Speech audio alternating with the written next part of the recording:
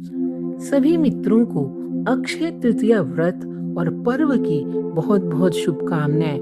मित्रों, अक्षय तृतीया मुहूर्त एक अभुज मुहूर्त है।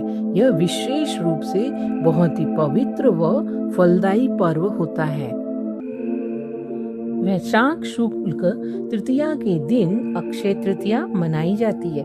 इस दिन लोग मटकी, पंखा व सत्तू, शक्कर, दक्षिणा रखकर दान करते हैं। इस दिन घट दान का बहुत महत्व है।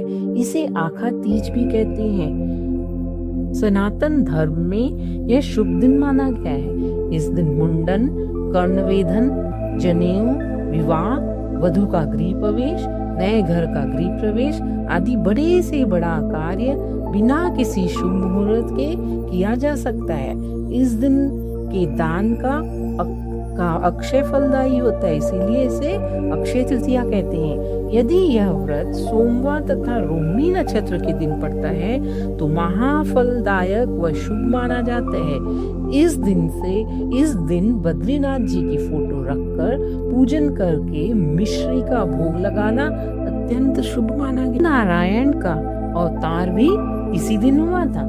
इस दिन परशुराम का भी जन्मदिन है। लोग परशुराम की जयंती बड़ी ही धूमधाम से मनाते हैं। वृंदावन में बांके बिहारी जी के मंदिर में सिर्फ अक्षय तृतीया को ही श्री विग्रह के चरण दर्शन होते हैं। बाकी दिन पूरे वर्ष भर वह कपड़ों से ढके रहते हैं। यह दान का ही पर्व है। सतयुग और त्रेतायुग का आरंभ भी इसी दिन से माना गया है। यह बड़ा पुण्य बढ़ाने वाला पर्व है।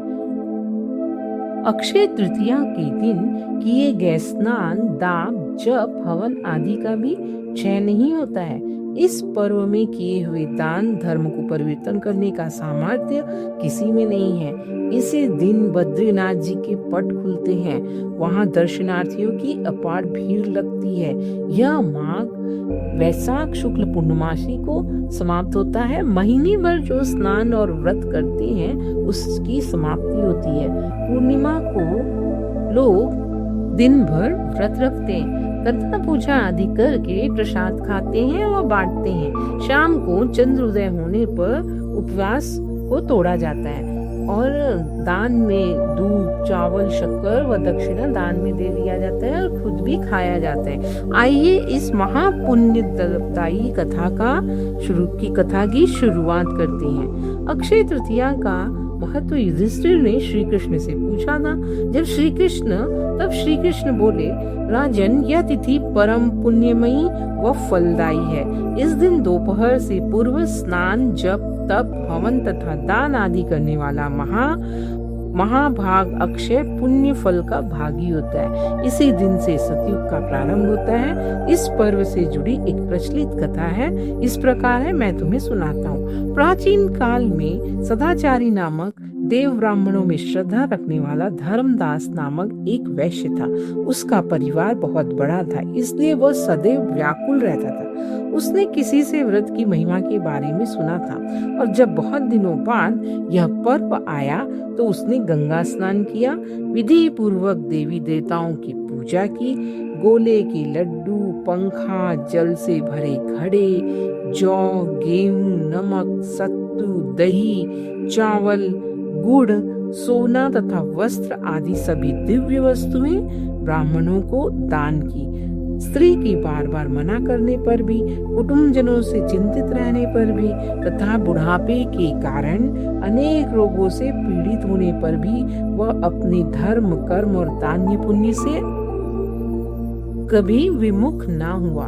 यही वैश्य दूसरे जन्म में कुशावती का राजा बना। अक्षय तृतीया के दान के प्रभाव से ही वह बहुत धनी तथा प्रतापी राजा बना। वैभव संपन्न होने पर भी उसकी बुद्धि कभी धर्म से विचलित नहीं हुई। तो मित्रों, अक्षय तृतीया के दिन किसी भी शुभ मुहूर्त में की हुई पूजा कभी निष्फल नहीं होती। वह अत्यंत शुभदायी व फलदायी होती है। इसीलिए सभी भाई बहनों व माताओं को इस शुभ दिन पूजा अर्चना अवश्य करनी चाहिए और इस कथा का श्रवण करना चाहिए, जिससे स्वयं श्री हरि व माता लक्ष्मी का आशीर्वाद उन्हें मिल सके। इसके अलावा अक्षय तृतीया के दिन माँ लक्ष्मी को प्रसन्न करने के लिए विशेष अनुष्ठान व हवन भी किया जाना चाहिए।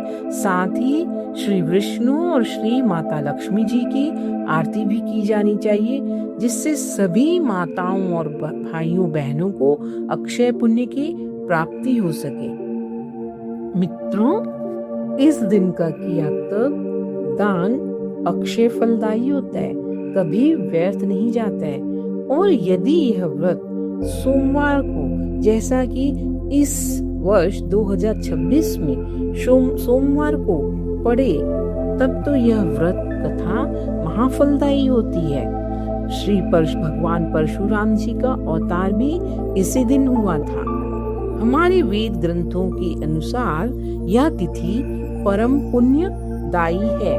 इस दिन प्रातः काल स्नान करके जप तप करने वाले लोगों को उनकी हर मनोकामना पूरी होती है, उन्हें अक्षय पुण्य फल का भागी होते हैं और परम प्रताप परमेश्वर श्री हरि श्री विष्णु जी उनके सभी कष्टों का निवारण करते हैं। तो अपना भला चाहने वाले हर स्त्री पुरुषों को, सभी भाई बहनों माताओं को इस पावन पुण्य फलदायी व्रत का अवश्य अनुष्ठान अवश्य करना चाहिए। इस दिन प्रातः काल स्नान कर जप तप और होम करने वाला, पितरों को तर्पण करने वाला, दान करने वाले इंसान को भगवान श्री हरि अपना आशीर्वाद सर्वदा देते हैं और वह इंसान अक्षय पुण्य फल का भागी होता है। उसके सभी कष्टों को माता लक्ष्मी हर लेती हैं, उसके सभी कष्टों को माता लक्ष्मी नाश कर देती हैं और उसके ऊपर अपनी कृपा हमेशा बनाए रखती हैं। मित्रों, कितना भी वैभव संपन्न हुए हम, कभी भी हमें धर्म का मार्ग नहीं छोड़ना चाहिए और कभी भी धर्म से विचलित नहीं होना चाहिए। मित्रों, मेरा भगवान श्री हरि विष्णु और माता लक्ष्मी से यही प्रार्थना है कि वह हम सभी भक्तजनों पर अपनी विशेष कृपा बनाए रखें। तो बोलिए श्री राधे राधे। मित्रों, अगर यह वीडियो आप सभी को पसंद आई हो तो वीडियो को लाइक करें, शेयर करें व चैनल को सब्सक्राइब करना तो बिल्कुल भी ना भूलें।